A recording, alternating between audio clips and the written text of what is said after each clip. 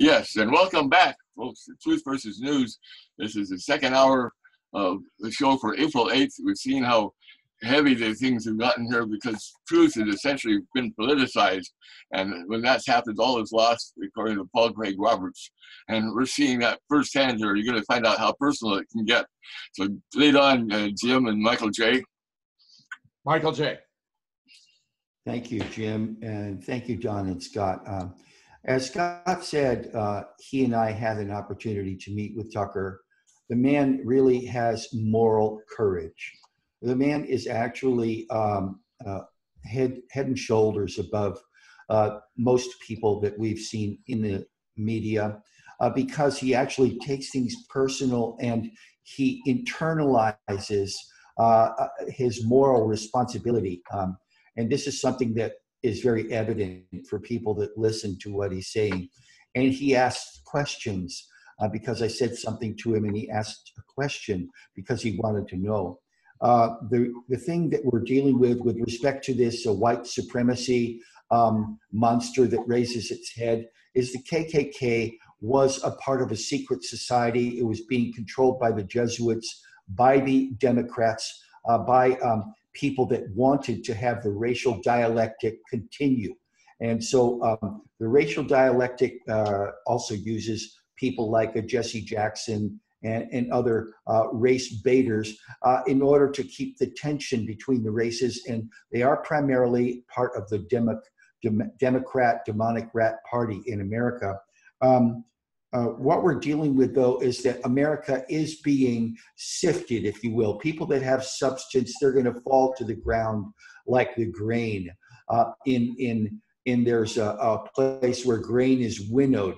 And the fan, that is the winds of change, are going to blow people away if they don't have a substantive understanding and embrace, a personal embrace of truth.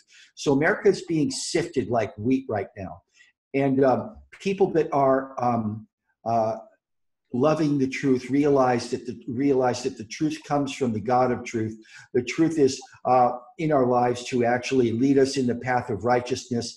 But people that are addicted to the convenient and seductive lies are people that don't have any root in themselves, and they're just going to continue, as Scott says, to wither away. So this is choice time. America's in a valley of decision. Jim. Thanks, Michael J. Meanwhile, we have foreign developments. Erdogan is accusing the U.S. and Europe of meddling in Turkey's internal affairs. Not surprising, because the U.S. and the EU are meddling in Turkey's internal affairs. The Turkish leader and his party suffered an upset in mayoral elections last week, the results showing the ruling party lost the capital of Ankara, narrowly defeated in Istanbul, Turkey's biggest city. I tell you right now, categorically, this is CIA meddling in Turkey's business. I have no doubt about it. Erdogan's heroic. He's got to be supported by the Turkish people. He's making very important moves in the Middle East. Turkey is reasserting its role in international affairs. The idea he'd be losing an election is completely absurd, in my opinion. State Department spokesman on Tuesday called on Ankara to accept the results after a European Union spokeswoman urged Turkey the day before to allow election officials to exercise their mandate freely. America and Europe are meddling in Turkey's internal affairs, Erdogan said Friday in his first direct remarks to reporters since Monday. Turkey gave a democracy lesson to the whole world, he added, rejecting the statements and warning both the U.S. and the EU to know their place. Meanwhile, Iran and Iraq have reached agreement on air defense cooperation. This is very significant. Iran and Iraq have agreed to cooperate in the area of air defense to fend off the challenges facing their airspaces. It was agreed that the country's air defense sectors work together and more coordination be made in this regard. The coordination is aimed at facing any aerial threats that may come from Iran's western borders. The Iranian commander was, of course, hinting at Israel. Many experts believe the Israeli Air Force will have to pass through Iraqi airspace if it wants to hit positions in Iran. The Iraqi Air Defense Force lost all of its equipment in the 2003 U.S.-led invasion. Now the force relies on only 24 Russian-made Panzer S-1 and 8 US-made TWQ-1 Avenger air defense systems.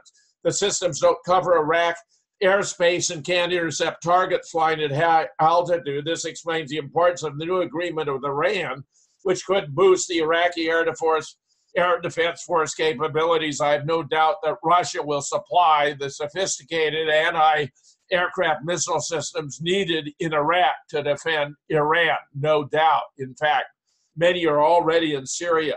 Meanwhile, we have the children of Jamal Khashoggi receiving blood money from the Saudi government for his brutal murder. We know how they dissected him. They cut off his genitals. They cut off his face before they butchered him. It was completely outrageous, and now they're trying to, as it were, pay off the kids. This is very sad, very disgraceful, and outrageous. Scott. Well, it's certainly not far from the Saudi Arabian Wahhabi personality. They are the most gruesome, hideous savages and murdering thugs and fanatics on the planet. I've seen them up close and personal, and anybody who served in the military will always agree that it is the Saudis that are the problem, the Saudis that are the world terrorists, the Saudis that are the chief financiers of terrorism.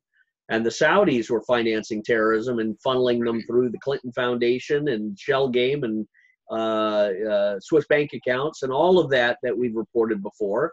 The Saudis have been leading the Wahhabist destruction in Libya and Syria.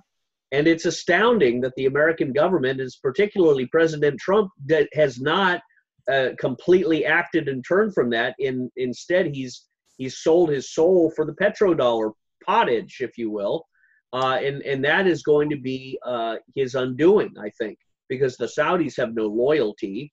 They are very quick to abandon us, and they're already double playing the petrodollar. But the Saudis, we know what spots they have. The Russians are wise to ally themselves with the Syrians and with the Turks and with the Iranians, because that is the future of the region. And Iraq allying with Iran is really the checkmate of that whole thing. And we saw this back in 2007 and 2008 when the entire ISIS-Sunni separation was shifting over to Syria. It was leaving Iran and Iraq to create a massive Shia empathetic political entity. So Iraq and Iran have now become the superstate. I think armed with the S-400 missile systems from Russia, they will become impregnable to any Israeli, U.S., Saudi Arabian air attack. And it would also bring in the Russians and possibly the Chinese. We're now isolating ourselves and putting ourselves on the wrong side of history in providing and financing terrorism, that all the regions, including the Europeans, are recognizing that. The Europeans especially have been harmed because of the disintegration of these kingdoms, these regimes, these states, and flooding Europe with thousands of refugees and economic migrants from Libya. That was another cause of ours. So I think you're going to see Iraq and Iran emerge, and Turkey is going to be part of that, and Russia and Syria is going to be part of that. And it will stop any military adventurism that the Israelis want to launch. And as Tucker said, if Trump is stupid enough to pick a war, any sort of a war with Iran, where he loses one plane and one American fighter pilot in this adventure, I think it's Trump's election to be lost, because Americans are watching him very closely, and they don't want to believe he's going to take us down that road. But they're also very skeptical because they've seen the Syrian chemical attacks that were orchestrated by the MI6 white helmets, not by Syria. And yet the United States under Trump fired missiles into Syria as a result. So by our actions, we're demonstrating our aiding and abetting of these false flag attacks. And I think it's going to come back to harm us and harm him if he's not careful, Jim. Michael J. Wow. Thank you. I see this as really a wonderful thing that Iran and Iraq are realizing by this cooperation that they cannot maintain this horrific antipathy towards one another. And Iran and Iraq, I believe, are being shown a right path because Syria got help from Russia. Iran and Iraq are all of Russia. And they know that the U.S. is continuing to train ISIS people between the borders of Syria and Iraq because we haven't pulled our troops out of there. Turkey is also understanding that Russia is going to be the nation to be joined with if anything happens, because there isn't anything that the United States government has done with respect to Turkey or any other people that have ever had treaties with the United States that proves that the United States can keep their word or honor their treaties. This government is run by the Zionists and the Vatican, by Jesuits and traitors, mass murderers, drug dealers, child traffickers, and warmongers. And so America is right now being exposed before all the world as who it is that's pulling the strings and turning our Congress and Senate and our executive into really well-paid treasonous puppets. So I think that Turkey is understanding that Russia right now has changed. It's not in any way the Soviet Union. And what we're looking at is that Russia realizes that NATO is still controlled by the Nazis, and it was a Nazi operation that went into Ukraine, horror, and caused all that death and destruction. And it was the Nazis that were using tactical nukes in Ukraine and also in Yemen. And this is why there has been an agreement with the Trump White House because he is a Zionist, and the Saudis are also Zionists, in order to give the Saudis nuclear weapons. Why? Because the Zionists are wanting to destroy the Iranian people, the Iranian culture. They want to get rid of them. But it's just not working out because Russia said no. And so what we're looking at is that America, the people in America are having to accept the horrifying, grievous truth that our executive is being controlled by people that use the black tar brush of anti-Semitism in order to justify Zionist-sponsored genocide and treason. Now, this is a very dark time for America because we had a lot of hope in President Trump before he just turned into Mr. Trump and became another new world order or noxious worldly odor puppet. Jim? Now, real quickly, I just have a headline here. It came in from Russian TV that Trump just fired the Secret Service chief, Randolph Ailes. And other things that are happening here, headlines today, that we're accusing Iran of being a terrorist state, and Iran is reversely saying our CENTCOM, Central Command, is a terrorist organization, and things are really heating up here, and it's just not good. And our organizations, yes, are controlling America. You see, this is America Inc. here. So, go ahead. Okay. Yep. Okay. Here we go. Kurdish forces are attacking Turkish-backed militants in Afrin with guided missiles and IUDs. These are laser-controlled guided missiles, fairly stunning stuff.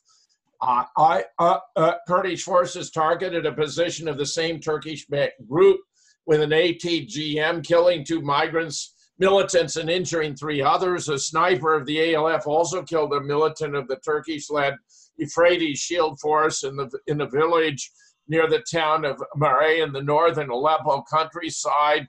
The ALF, which was established earlier this year, is carrying out attacks against Turkish-backed groups in northern Syria on a regular basis. Earlier this week, the Turkish group announced its units killed 1 militant and injured 3 others in a series of attacks on Afrin's outskirts.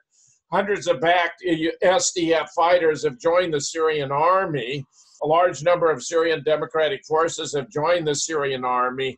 The SDF has launched widespread forced recruitment of fighters in areas under its control. Over 200 SDF fighters have recently defected and surrendered to the Syrian army, a battlefield source reported. The source reiterated the Kurdish forces have compelled over 1,000 young people to join the SDF over the past month by conducting large-scale arrests and raids in areas under the control. Sources pointed to people's anger and discontent from the Kurdish force measures. A group of civilians have recently engaged in fierce clashes with the SDF members in an SDF garrison. The sources reiterated in a relevant development in Friday, a number of senior commanders in the SDF defected and were transferred to areas controlled by the Syrian army. It doesn't look good for the Kurds in Syria on multiple grounds. Here, as Don was just reporting, the U.S. has declared Iran's Revolutionary Guards as a terrorist group. This is completely absurd, in a move that will be used as a pretext for a further series of threats against Iran. The Trump administration is reported intending to announce as soon as Monday, as they have just done, today being Monday, that they will declare the Iranian Revolutionary Guards as a terrorist organization, which is just as, there would be greater justification for the Iranians to declare the U.S. Army, Navy, and Air Force terrorist organizations because we're performing real terrorist acts and they are not. Such a move has been discussed by Iranian hawks for years, but opposed by U.S. intelligence, notably the CIA, saying the declaration will increase risk to U.S. troops in the region, having little impact on Iran. The assumption is the U.S. could impose new sanctions on the Revolutionary Guard, and by extension, new sanctions on many groups affiliated with them. This would, for hawks, be an excuse for a bunch of new moves against Iran's security forces. However, the U.S. has imposed so many sanctions over the years since Trump withdrew from the P+1 nuclear deal. The opportunity for new sanctions that have any effect is completely obscure. Meanwhile, Moscow has slammed NATO-backed sea drills as an alliance vows to support Ukraine and Georgia. This is one of the regions where we could see a real World War III breaking out. Non-NATO nations like Ukraine and Georgia are taking place, both of which have long been potential flashpoints between the West and Russia. However, official reports say their involvement will be limited to Coast Guard maneuvers. Meanwhile, last week, the Russian Navy reported heavy naval traffic through the Bosphorus Strait into the Black Sea in preparation for the NATO exercises. Very bad move by NATO, in my opinion, to provoke the bear. But then we have a Zionist-controlled foreign policy. It's a shame and embarrassing. Scott. Well, the flashpoint is going to be in the Mediterranean or the Black Sea, where a U.S. ship, or maybe in the South China Sea, where a U.S. ship hits a mine and claims to have a Gulf of Tonkin sort of incident, and it's going to probably be a false flag to generate, millions of dollars for the military-industrial complex. It'll be a flashpoint. It'll give Trump the hurrah of pomp and circumstance, and America is rising up. But it also could be a World War I scenario where they start something they can't finish, and the American Navy is obliterated.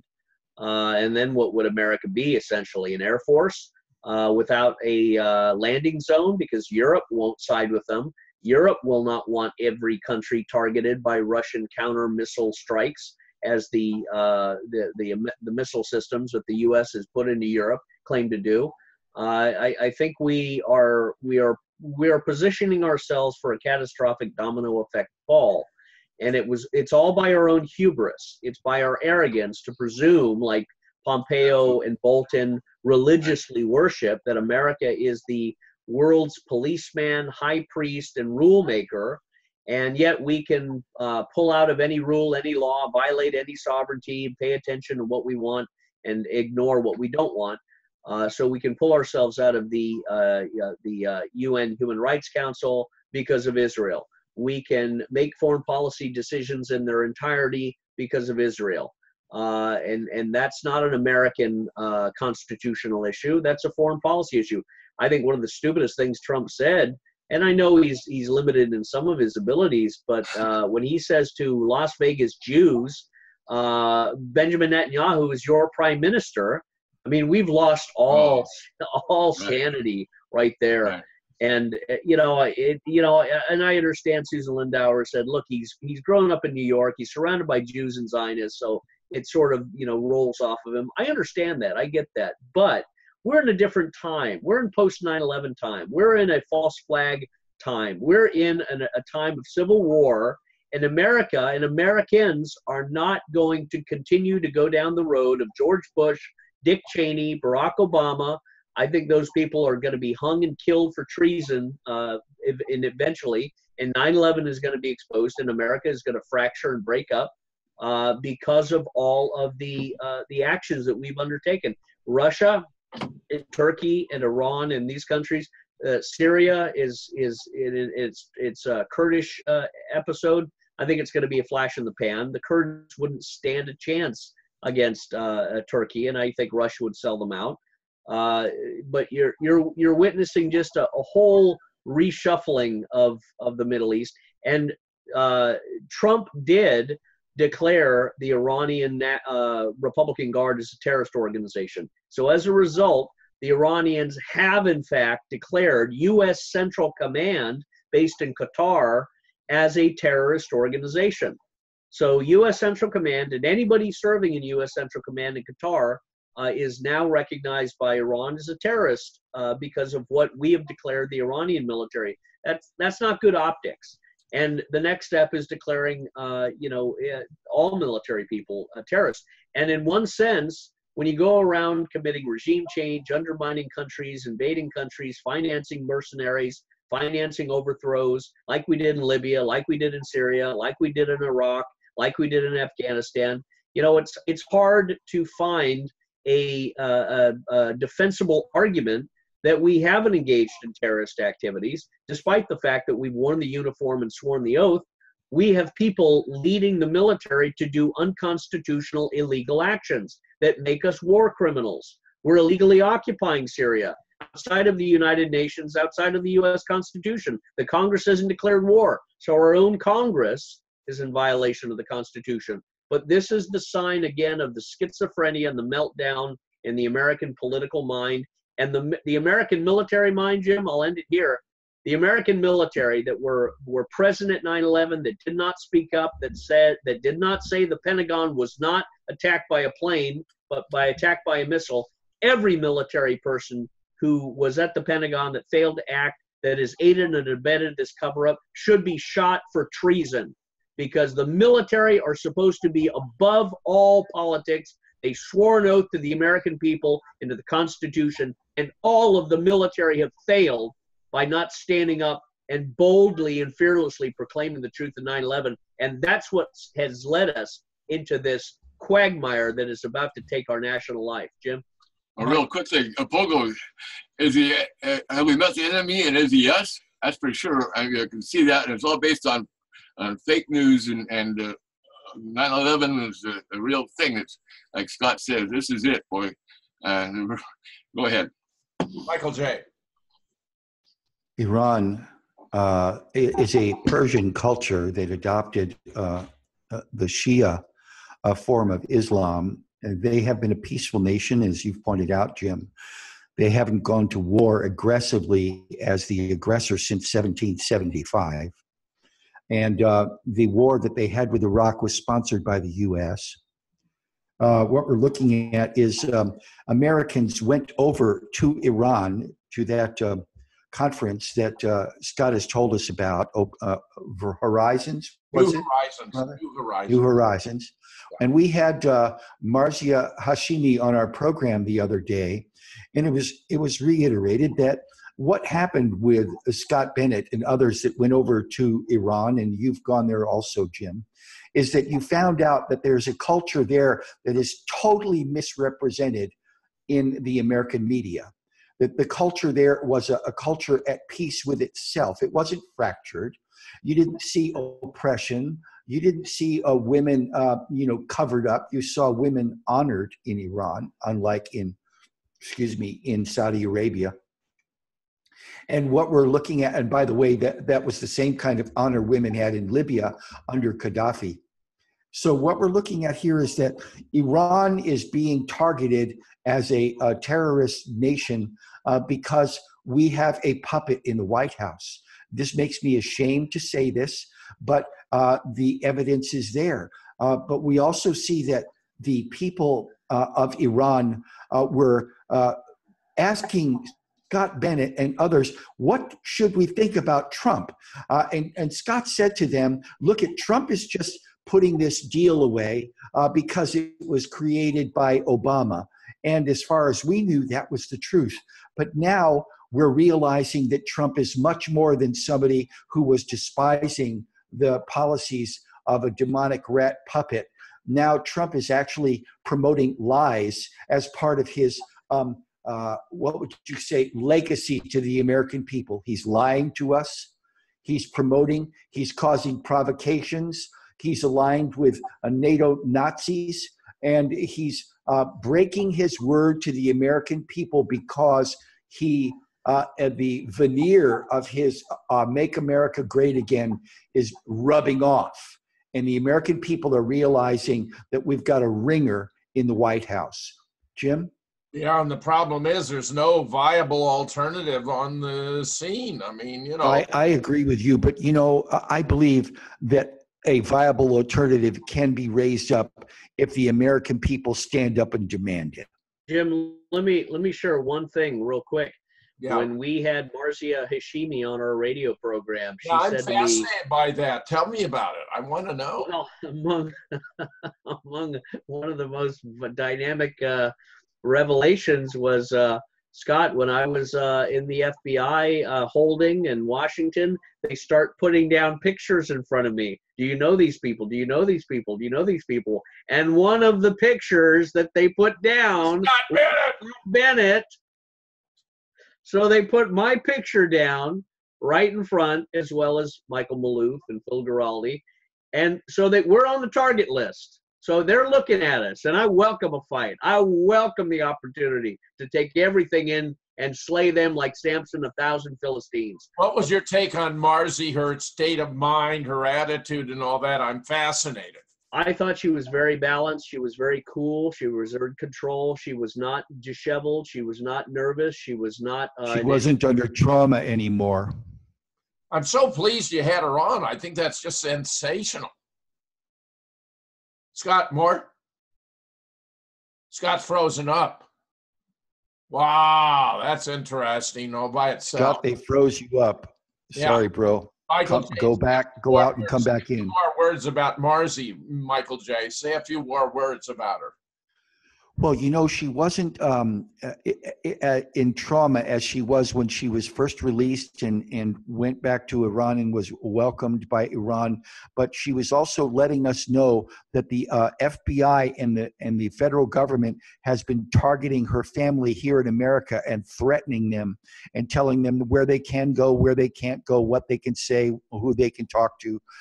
This is Gestapo tactics. This is police state tactics. Yeah. This is how America deals with people who actually know the truth. So Marcia was letting us know that she's been targeted because she's an American that went to become an Iranian citizen or married an Iranian, and she tells the truth about America. Now, why, Jim, did they ask her if she knew Scott Bennett when she's had Scott Bennett on Press TV again and again and again? It was because they were lumping it up with that conference, Jim. Sure. You got it. It was really saying a message to Scott. Here we have the Orlando Sentinel, a Sandy Hook conspiracy hoax. Lake County man's obsession thrust him into the national spotlight. This is an attack on Wolfgang Halbig, a Lake County man who gained notoriety for his dark fixation on whether the mass shooting at Sandy Hook Elementary actually happened or was the result of a nefarious conspiracy, meaning was a fake perpetrated to defraud the American people. They won't give even an honest accounting of his position, has been thrust into the national spotlight as he's named in several defamation lawsuits filed by the victims' families. According to a deposition in court records released last week from one of the lawsuits, right-wing radio host Alex Jones said he was fed conspiracy theories, including more than 4,000 emails several years by Wolfgang Halbig of Sorrento that the killings of Newtown may have been staged by the government as a way of bringing forth more gun control laws. Fake, really. They should have said fake. Halbig's obsession about the massacre that left 20 first graders and 6 adults dead. Notice how they begged the question by not having acknowledged that it could have been fake. Has been the subject of stories in recent days by the New York Times, Washington Post, other publications. He's mentioned in an NPR radio show last month about the upside-down world where conspiracy theorists dwell. I cannot tell whether they died or did not, Halbig told the Orlando Sentinel, but for 6 years I've made public records requests to prove whether it happened or not, and they refused to give me those documents. I wanted for once and for all to know whether Sandy Hook happened as alleged. Jonesy even invited Halbig several times to be a guest on his show to talk about the supposed tragedy. For Jones, Halbig was a source of fodder for his hard-edged program that spouts bizarre conspiracy theories across the internet. Unfortunately, a lot of them turn out to be well-founded and true. Jones provided him with a national stage for Halbig for his preoccupation. Halbig, a former Lake County School District risk manager, who made an unsuccessful run for Lake County Commission seat. Look how they're ignoring. He was a Florida State Trooper. Right. He was a U.S. Customs agent. He was a school principal. He's a nationally recognized school safety expert. He wanted to find out what happened so he could warn other school systems how to avoid it. Halbig, who married a retired Lake County school teacher, has 2 adults, said his family told him to drop it and move on. Just leave it alone. That's what they told me. The deposition detailing Jones' association with Halbig was released days after Jeremy Richmond, the father of 6-year-old Sandy Hook victim Haverhill Richmond, killed himself in March. The deposition are part of a defamation lawsuit brought against Jones in Texas. Now, he mentions me in passing a couple of times, but notice how they won't focus on me because I'm not so easy to trivialize as a former Marine Corps officer and distinguished McKnight University professor, to which we shall return. Notice the allusion to Jeremy Richmond. We know a lot about this case and how fake it is. Here we get, watch this, an interview to avoid the algorithms. He has to state so much of this indirectly. Because of the chicken with its head cut off style censorship that's going on, I'm not making any claims in this video. And I'll throw out some dots, but I can't guarantee or even make the claim that any of those dots connect or have anything remotely to do with each other. If you enjoy these videos, subscribe to the channel, hit the bell notification icon, give it a thumbs up, share it with everybody you know, and remember, because of rampant censorship, I've had to start up a private email list. If you want to get on that, go to highimpactflix.com. That link is in the description. Here is the video. Now, keep in mind, the reason I'm saying things like I am in this video is because of the unbridled censorship that we see in today's mainstream media and social media. So the father of this particular place, which is found somewhere along the eastern seaboard, whose daughter was and her name was, and if you want to see what she looks like,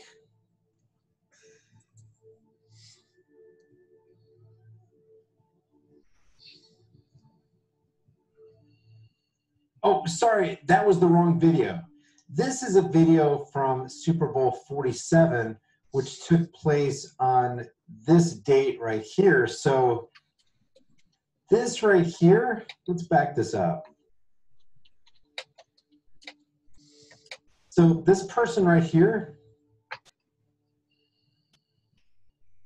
her, that couldn't possibly be her, because she was supposed to have been of this right here, which is in that eastern seaboard state that we really can't mention lest we tip off some algorithm somewhere. But anyway, he was found dead of an apparent, well, this right here. And we know this couldn't be this right here.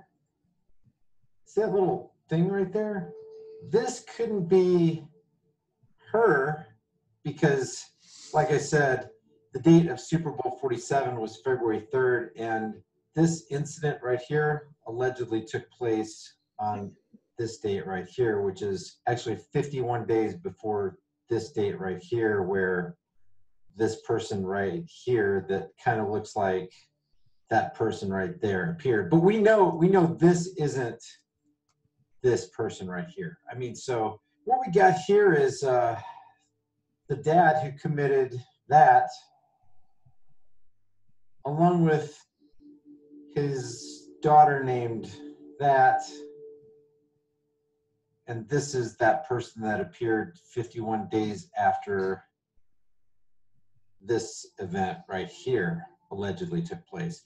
But I don't know, you know, there's a lot of dots, no connections, absolutely no connections, and whatever might appear to be reality is certainly has to be just coincidence. If you guys enjoy these videos, subscribe to the channel, hit the bell notification icon, give it a thumbs up, share it.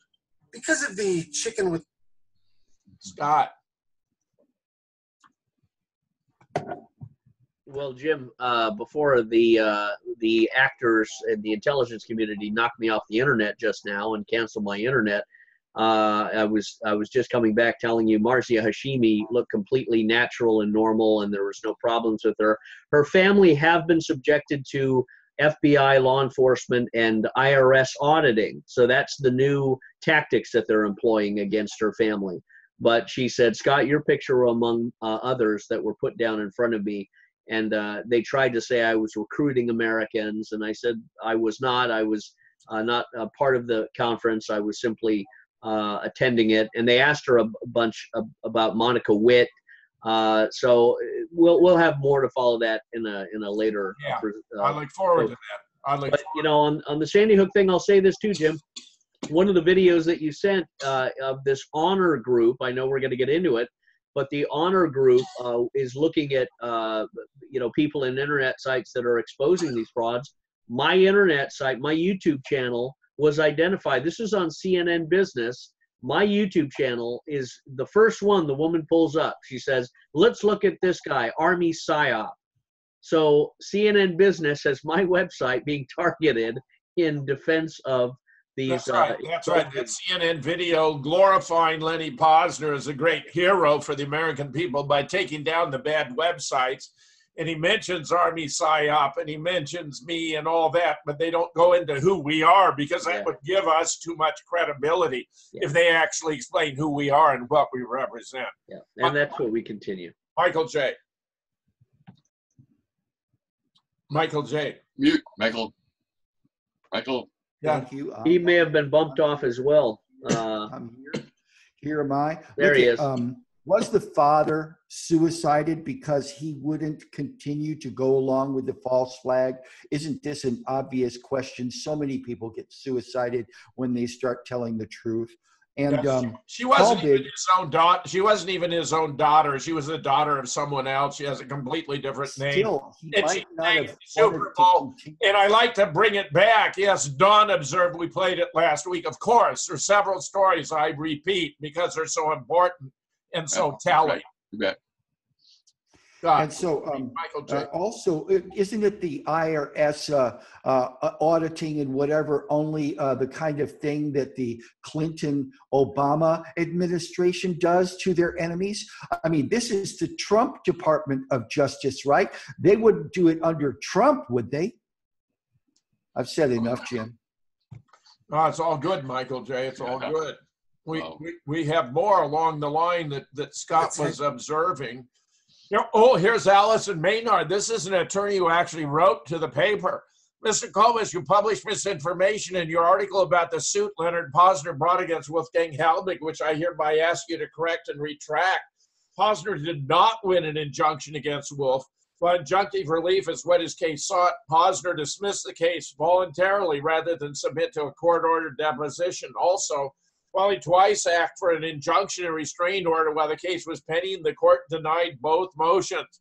Wolf, in fact, voluntarily removed the personal information about Posner he'd posted on his website early on due to threats against his family.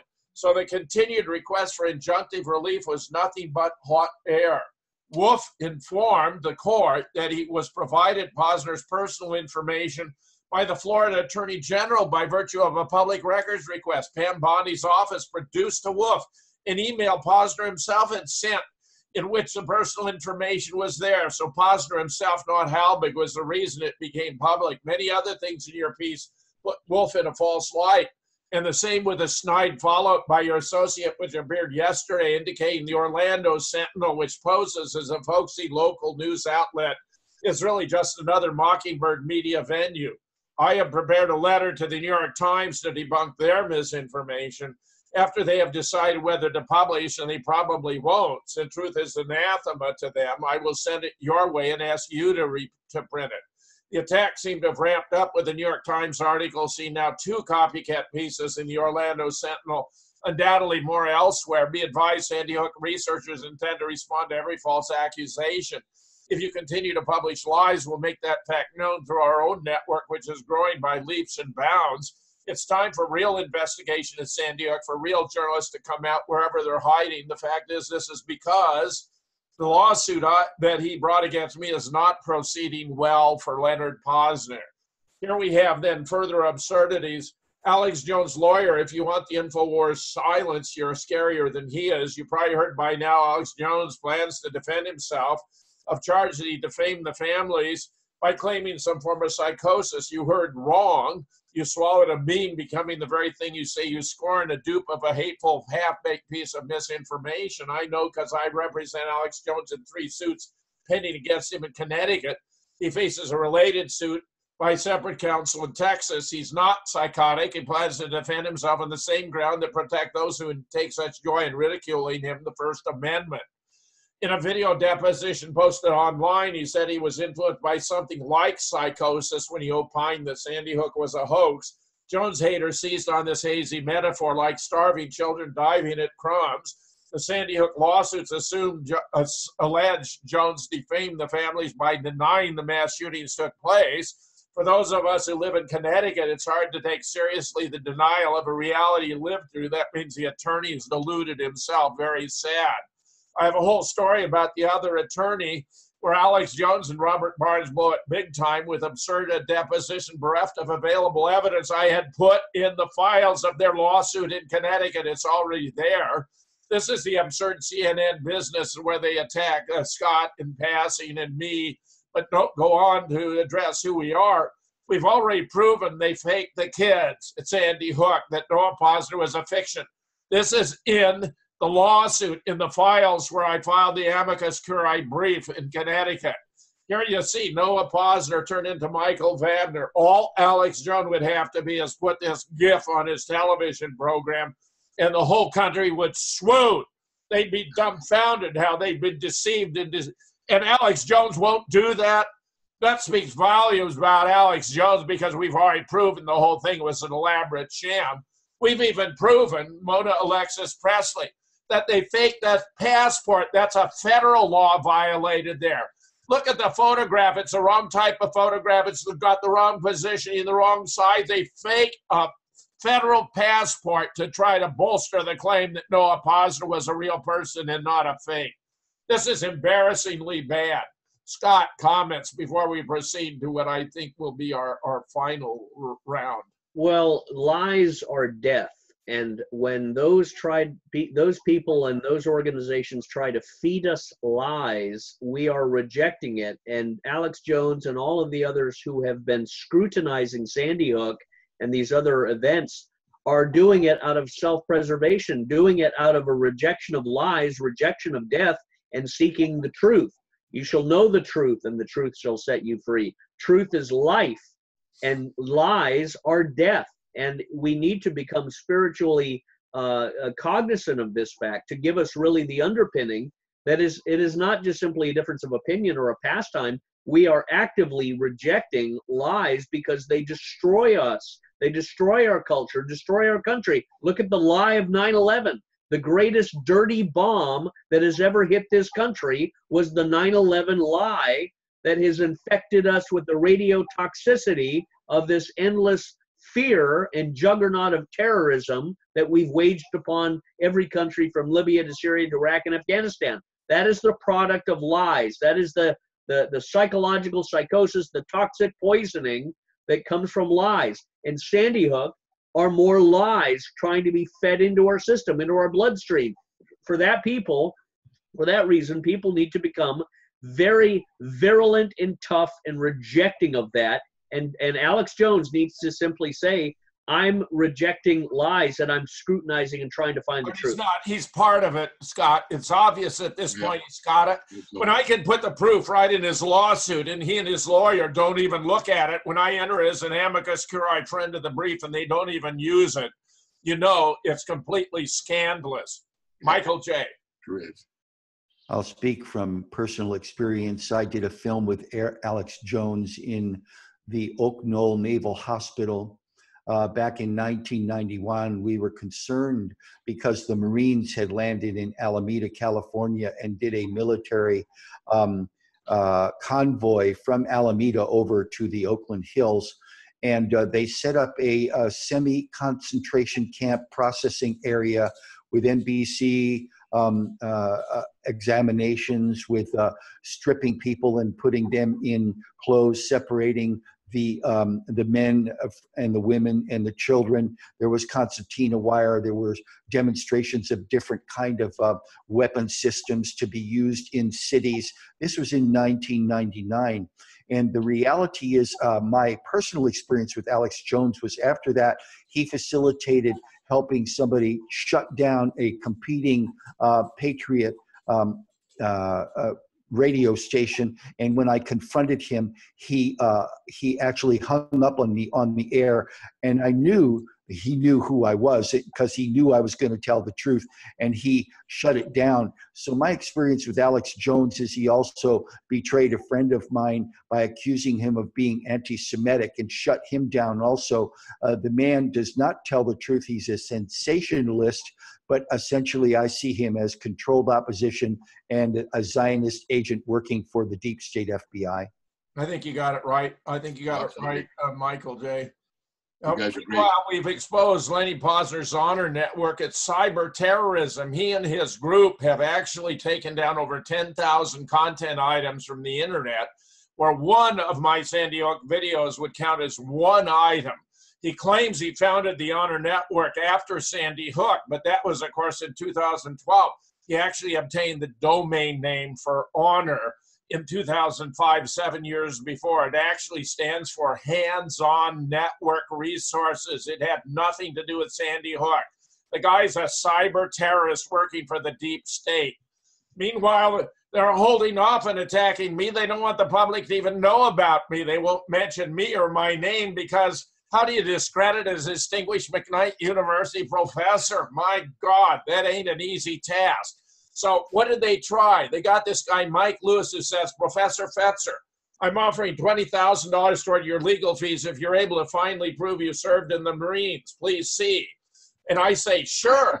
I still have my old uniforms. You can find photos of me in uniform in white rose blooms in Wisconsin, Moonrock Books 2017. I will find the video online where you can see photos of me in whites and my commission as a second lieutenant upon graduation from Princeton in 1962 with the USMC Marine Corps Recruit Depot Regimental Staff, and when my first wife pinned on my bars when I was promoted to captain USMC. I am very glad you made this extraordinary offer because it will make carrying this lawsuit forward immensely easier. Write to me at jim@moonrockbooks.com and I'll provide additional proof. And of course, the guy, you track his blog, he's a nobody. It's nothing. It's a shell because this is all fake and propaganda. And look at this, right on this one page. You got me being commissioned at graduation at Princeton in my whites with my father and my stepmother. You got me at the Recruit Depot in San Diego in my khakis, where I was a series commander with 15 DIs and 300 recruits under my command going through the train prop. You got me being promoted to captain in my greens where my first wife is pinning on my bars. I mean, how much proof would you need?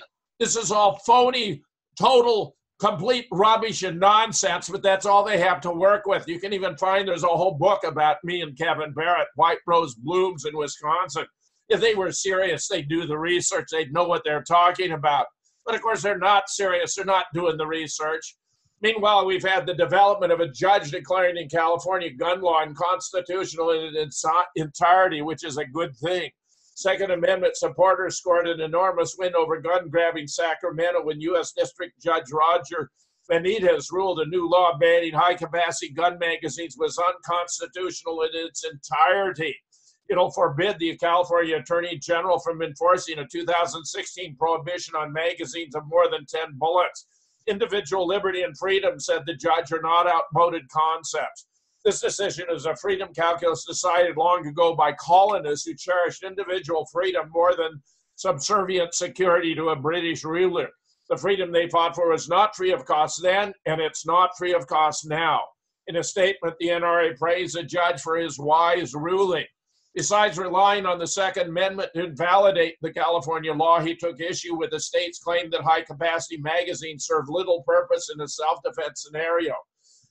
In 1 year in California, 2017, a population of 39 million people endured 56,609 robberies, 105,391 aggravated assaults, and 95,942 residential burglaries, said the judge. There were also 423 homicides in victims' residences. There were no mass shootings.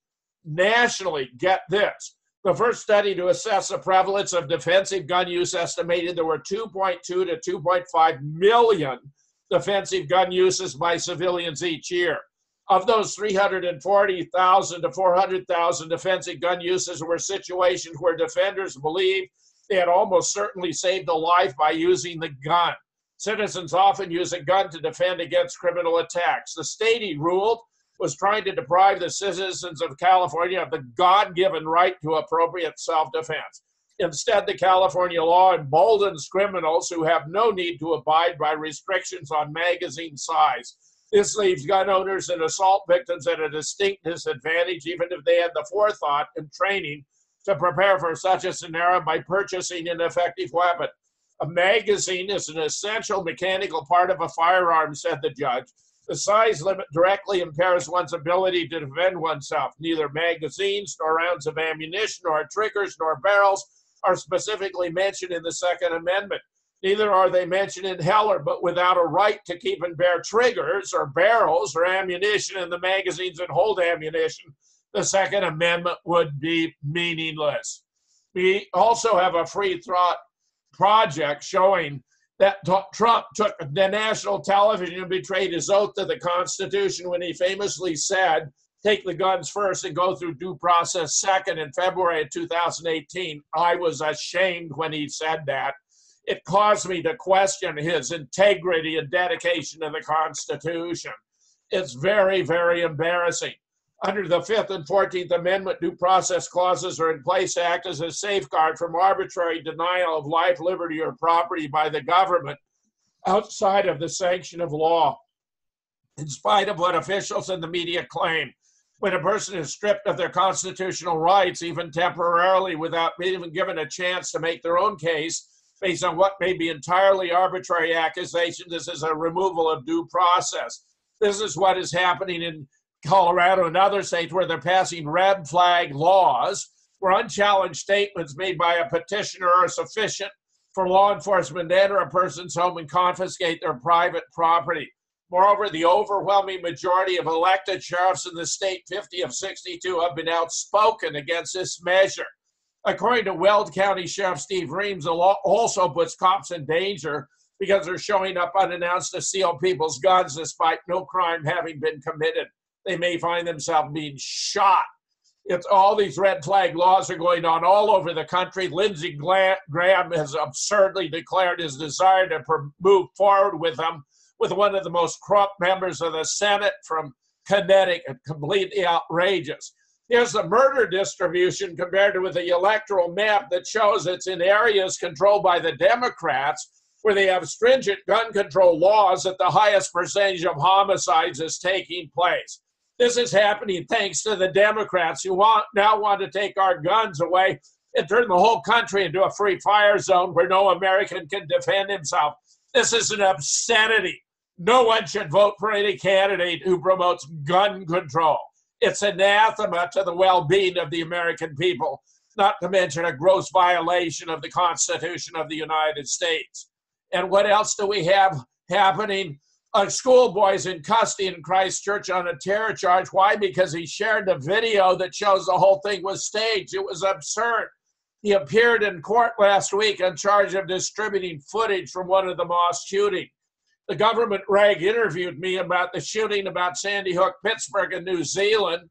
They had a chance to talk to me about the lawsuit involving Sandy Hook, Lenny Pozner, and then moved to the most important Christian questions for Christianity and the European race. Is Trump for America or what?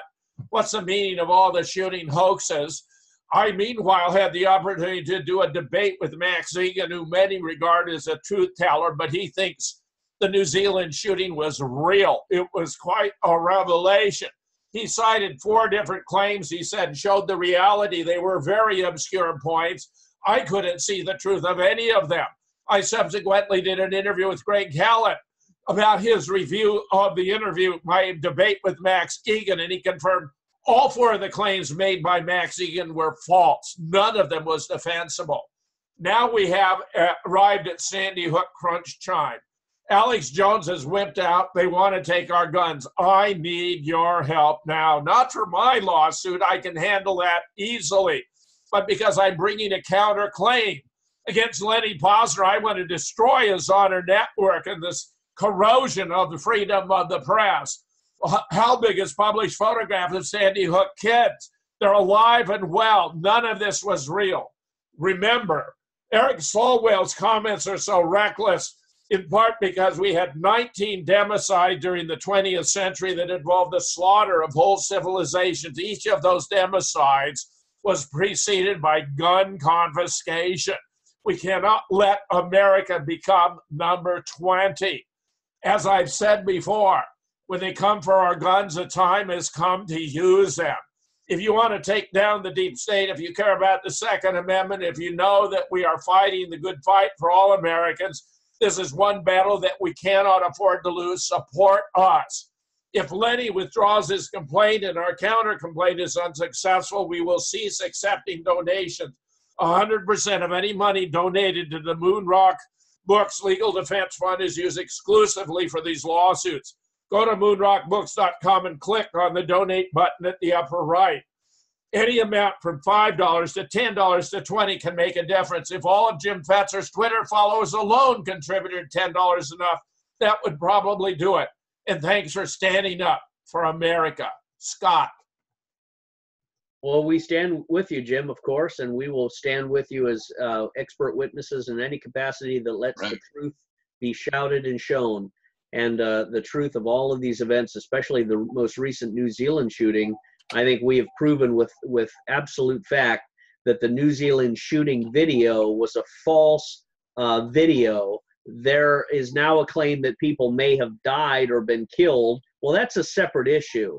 The video that was used, the video that was shown was absolutely false. And that means everything that has flowed from that has been false or fabricated or plotted or planned and is fruit of the poisonous tree. We always have to come back. As Greg Hallett pointed out, although the Linwood mosque shooting was more realistic, they had a fake blood connection for the one guy with his head up against the wall, and members who'd allegedly been shot stood up and started walking around.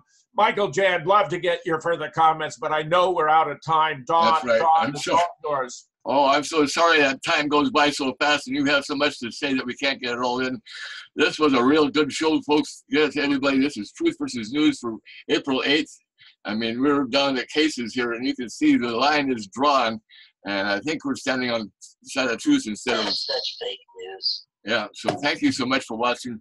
And I guess we'll wish you the best. Share this like crazy. And see you next week, folks. Stand by for more next week. God bless.